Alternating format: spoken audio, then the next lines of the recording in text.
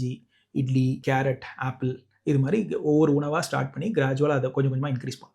யூஸ்வலாக வந்து நான் என்னோட பேஷண்ட்ஸ்க்கு வந்து நான்வெஜ் கொடுக்குறது, இன்க்ளூடிங் எக்லேருந்து நான்வெஜ் கொடுக்குறது, இல்லை வீட் கொடுக்குறது, இல்லை மற்ற மில்க் ப்ராடக்ட்ஸ் கொடுக்குறத கொஞ்சம் அவாய்ட் பண்ணி லேட்டாக அரௌண்ட் ஒரு 10 monthsலேருந்து ஸ்டார்ட் பண்ணுவேன். மீதியெல்லாம் ஒன்று ஒன்றா கிராஜுவலாக கொடுக்க ஆரம்பிச்சிடலாம். அண்ட் அதே மாதிரி வந்து தண்ணி கொடுக்குறதும் 6 months ஸ்டார்டிங்லேருந்தே தண்ணி கொடுக்க ஆரம்பிச்சிடலாம். கிராஜுவலாக கொடுத்து கொஞ்சம் கொஞ்சமாக அதிகப்படுத்தலாம்.